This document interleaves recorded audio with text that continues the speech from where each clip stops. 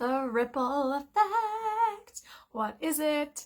Most simply put, and the way that I like to see it, is when you say yes to yourself, you give others permission to do the same. Gotta speak my truth.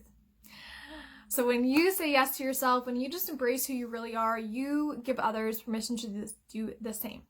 Now imagine and envision a world where we had more people just being themselves, trusting themselves, trusting their intuition, trusting who they are is enough, trusting that it is safe to be different, trusting that it is safe to be unique, that it is safe to just be who they are.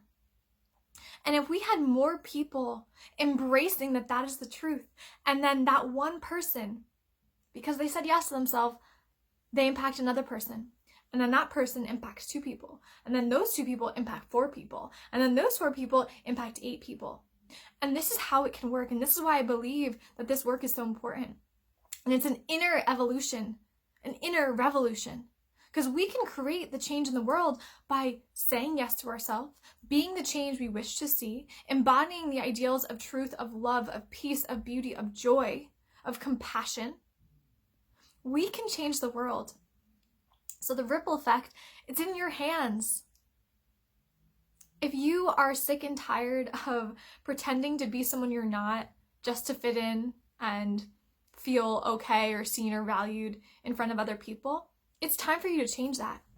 If you're at work and not speaking up for who you are and your boundaries and your values, it's time to change. We need a change in the world.